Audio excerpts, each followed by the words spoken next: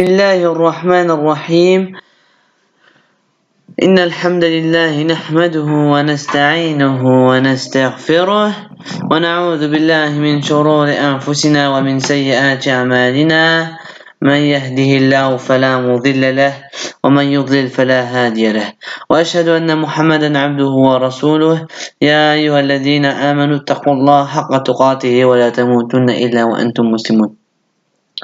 Assalamu alaikum. اليوم سنتكلم عن صلاة الفجر. Aujourd'hui, nous allons parler sur Salat al-Fajr. Nous allons découvrir les mérites et l'importance de cette prière du matin. L'importance de la prière al-Fajr. La prière d'al-Fajr présente une importance particulière car les anges de la nuit et les anges du jour se réunissent à l'aube pour assister à la prière. Allah Azza wa Jal envoie ses anges auprès de ses serviteurs afin qu'ils témoignent de leur prière. Cela prouve donc que cette prière est précieuse aux yeux de notre Seigneur. En effet, Abu Huraira radiyallahu anhu rapporte que le messager d'Allah alayhi salatu wa salam a dit: la prière en commun est supérieure à la prière individuelle de 27 degrés. Les anges du jour et les anges de la nuit se réunissent au moment de la prière de l'aube. Quel bienfait de notre Seigneur! Les anges se réunissent pour la prière de l'aube. Subhanallah. Abu Huraira radiyallahu anhu rapporte que également le prophète alayhi salatu wa salam a dit: les anges de la nuit et les anges du jour se relaient auprès de vous et se réunissent à la prière de l'aube et à la prière du Asr. Puis ceux qui ont passé la nuit parmi vous remontent au ciel. Et Allah Azza wa Jal, bien qu'il soit le mieux informé, leur demande: comment avez-vous laissé mes serviteurs? Ils lui répondent alors: nous les avons laissés en prière et nous les avons retrouvés en prière.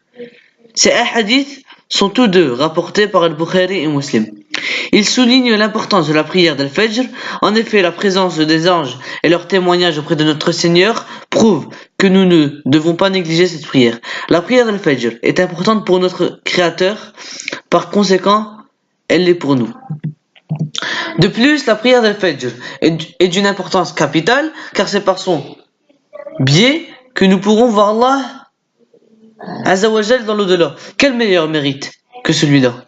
Ce fait est prouvé par Ismaïl, qu'il rapporte de Qaïd ibn Hazim, lequel rapporte que Jarir ibn Abdullah, qu'Allah l'agrée, a dit: nous étions assis avec le prophète alayhi salatu wa salam, une nuit de pleine lune. Il se mit à regarder l'astre et nous dit: certes, vous verrez votre Seigneur comme vous voyez celui-là. Il désigna la lune, et vous ne serez pas gênés de sa vision. Ne vous laissez donc pas détourner par vos occupations de la prière qui précède le lever du soleil ou de celle qui précède son coucher. Puis il récita la parole suivante d'Allah Azza wa Jal: glorifie par la louange de ton Seigneur avant le lever et avant son coucher. Sourate 50, verset 39. Comment pouvons-nous négliger la prière d'Al-Fajr quand nous savons qu'en lui étant assidu, nous pouvons voir notre Seigneur, Inch'Allah? La prière de l'aube est très importante et elle est porteuse des meilleurs mérites. Masha'Allah.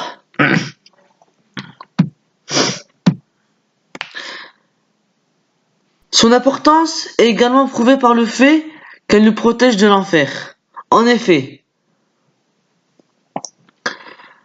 Umara Rouayba, qu'Allah l'agrée, rapporte que l'envoyé d'Allah alayhi salatu wa salam, a dit: quiconque accomplit la prière qui précède le lever du soleil et la prière qui précède son coucher n'entrera pas en enfer. Il s'agit des prières du Fajr et du Asr. Comment pouvons-nous encore douter de son importance et de ses mérites? Cette prière est un bienfait pour nous, car elle nous permettra d'éviter le feu de l'enfer, Inch'Allah. Et subhanallah, qu'espérer de mieux? L'importance de la prière de Fajr est largement prouvée par ses mérites. Quant à ceux qui ne lèvent pas, ceux qui ne se lèvent pas, prier à l'aube, encourent de nombreux risques. Tout d'abord, il faut savoir que Shaitan urine dans l'oreille de celui qui reste dormir, au lieu de se lever et prier. En effet, Abdullah ibn Mas'ud, radiallahu anhu, rapporte, on parla à l'envoyé d'Allah, alayhi salatu wassalam, du cas d'un homme qui avait dormi une nuit entière jusqu'au lever du soleil. Et il dit, Ash-Shaytan a uriné dans les oreilles d'un tel homme. Cela devrait dissuader chacun d'entre nous de dormir la nuit entière et de négliger la prière de l'aube. De plus, celui qui ne se lève pas prier encourt les nœuds de Shaytan, l'engourdissement et la mauvaise humeur. Il est rapporté d'Abu Huraira que le messager d'Allah alayhi salatu wassalam, a dit, quand l'un de vous s'endort, Shaytan fait 3 nœuds sur sa nuque. Il frappe de sa main chaque nœud en disant, la nuit est encore longue, dors. S'il se réveille entre-temps et évoque Allah, l'un de ses nœuds se défie. S'il fait ses ablutions, le deuxième nœud se défie. Et s'il prie, tous les nœuds se délient. Ce qui fait qu'il se réveille plein d'énergie, de bonne humeur, sinon il se réveille engourdi et de mauvaise humeur. La présence de Shaitan et la réussite de ses ruses contre nous devraient nous éloigner du sommeil à l'heure de la prière. أقول قولي هذا والسلام عليكم ورحمة الله وبركاته.